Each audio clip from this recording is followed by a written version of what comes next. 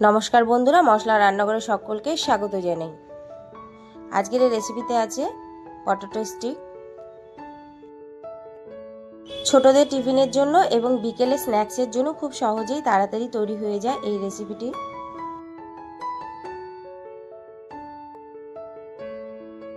সবার প্রথমে এখানে আমি সিদ্ধ করা আলু নিয়ে নিয়েছি 4টে। তারপরে একটা বোল নিয়ে নেব। এবারে আলুগুলোকে আমি গ্রেট করে নেব। তোমরা চাইলে এটা হাত দিয়েও করে নিতে পারো। তো এইভাবে করলে কোনো রকমের গুটলি বেঁধে থাকে না আলুতে।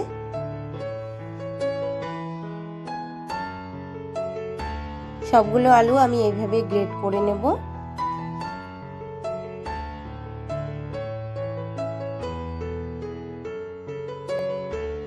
সব আলু আমি গ্রেট করে নিয়েছি। এবারে এর মধ্যে আমি দেব, এখানে ধনেপাতা কুচি আছে, 2টো কাঁচা লঙ্কা কুচি এবং পেঁয়াজ কুচি, একটা মিডিয়াম সাইজের পেঁয়াজ আমি কুচি করে নিয়েছি। এবার সবগুলো দিয়ে দেবো এর মধ্যে।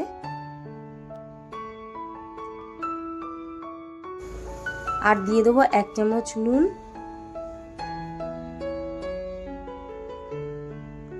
এখানে আছে বেসন, তো বেসন দেব 2 চামচ। আর দেব 1 চামচ ব্রেড ক্রাম্ব মানে লেবুর গুঁড়ো, যে কোনো মুদি দোকানে পেয়ে যাবে তোমরা। আর আছে 1 চামচ কর্নফ্লাওয়ার। আর এখানে দেব 2 চামচ চিলি ফ্লেক্স। চিলি ফ্লেক্সটা আমি বাড়িতেই বানিয়ে নিয়েছি। আর এখানে দেব ধনে গুঁড়ো 1 চামচ ছোট চামচের, আর জিরে গুঁড়ো 1 চামচ দিয়ে এবার সবগুলো উপকরণ আলুর সাথে ভালো করে মিশিয়ে নেব।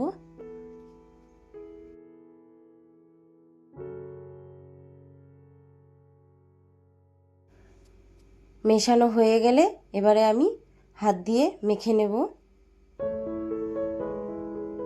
আর এখানে মাখার সময় কোনো রকমের জল ইউজ করব না আমি, আলু দিয়েই সবগুলো মেখে নেব ভালো করে।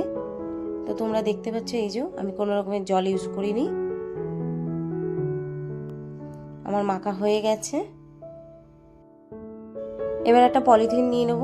তো বন্ধুরা, এটা মুড়ির পলিথিন মানে বা মুড়ির ঠোঙা, যাই বলো না কেন। তো এর মধ্যে আমি নিয়ে নেব, যেহেতু এটা চৌকো পড়া তাই এটাতে সুবিধা হবে।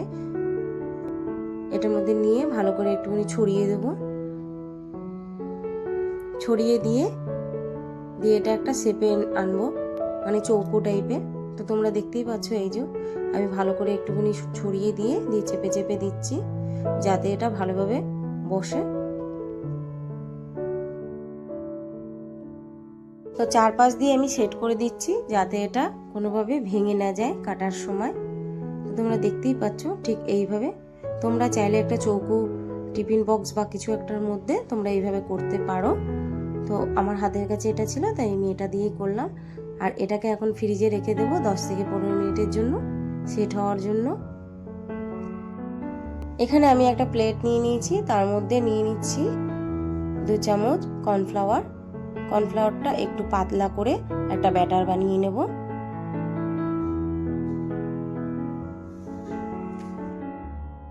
ব্যাটারটা আমার তৈরি হয়ে গেছে, আর তোমরা দেখতেই পাচ্ছ কতটা পাতলা।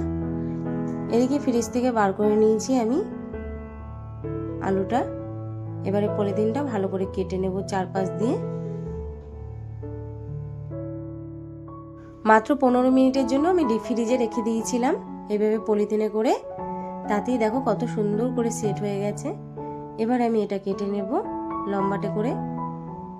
তোমরা চাইলে যে কোনো শেপ দিতে পারো, এটা আরো ছোট করে নিতে পারো বা একদমই ছোট করে নিতে পারো। তো এবার আমি লম্বাটে করে কেটে নেব। তো এখানে আমার সবগুলো পটেটো স্টিক কাটা হয়ে গেছে, তোমরা দেখতেই পাচ্ছ। এবার এর থেকে একটা করে লেচি নেব, নিয়ে আমি কর্নফ্লাওয়ারে একটুখানি ডুবিয়ে নেব ভালোভাবে। ডুবিয়ে এগুলো দিয়ে দেবো বিস্কুটের গুঁড়োর মধ্যে বা লেবুর গুঁড়ো। তো এর মধ্যে দিয়ে এই যে ভালোভাবে একটুখানি চেপে চেপে নেব। দিয়ে আবার এরকম সেম প্রসেসে এইভাবেই আমি সবগুলো করে নেব। তো তোমরা দেখতেই পাচ্ছ। আর কর্নফ্লাওয়ারের যে ব্যাটারটা বানিয়েছি এটা ঘন করে বানালে হবে না, তাহলে একটা লেয়ার পড়ে যাবে আলুর উপরে। তো এইভাবে আমি গড়িয়ে নিচ্ছি বিস্কুটের গুঁড়োতে। তো এই যে আমার হয়ে গেছে। তো সবগুলো আমি ঠিক এইভাবেই করে নেব। এখানে আমি তেল বসিয়ে দিয়েছি আর তেলটা এখন ভালো মতন গরম করেই নিয়েছি। দিয়ে এবারে সবগুলো পটেটো স্টিক তেলের মধ্যে দিয়ে দেব একে একে। এখন গ্যাসের ফ্লেমটা জোরে থাকবে।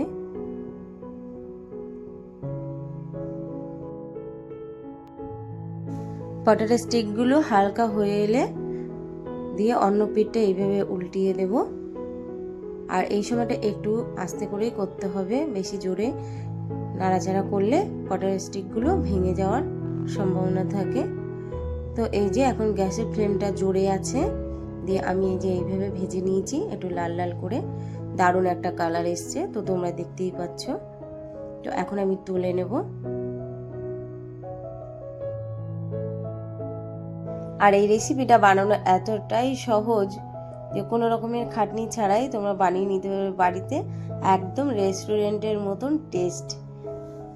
তো এবারে বাদবাকি যেগুলো ছিল পটেটো স্টিক, তো সেগুলো আমি দিয়ে দিচ্ছি ভাজার জন্য।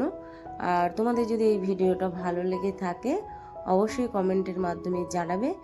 আর আমি বলবো নিজেরও বাড়িতে ট্রাই করো, আর কেমন হয়েছে আমাকে জানাবে সেটাও। আর নতুন যদি বন্ধু হয়ে থাকো কেউ, তাহলে অবশ্যই সাবস্ক্রাইব করে পাশে থাকবে। একটা সাবস্ক্রাইব ভিডিও বানাতে অনেক অনেক উৎসাহ দেয়। আর যদি বেশি ভালো লাগে তাহলে অবশ্যই একটু শেয়ার করে দিবে আর লাইক দিয়ে ভিডিওটা দেখে নেবে সকলে।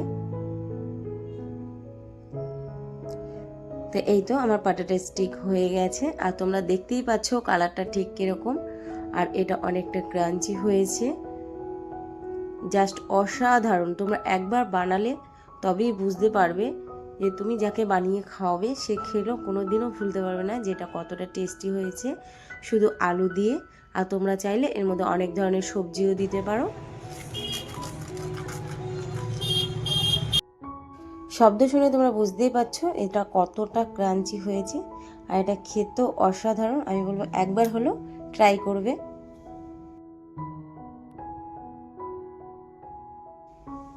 সকলকে অনেক অনেক ধন্যবাদ আমার ভিডিওটা দেখার জন্য।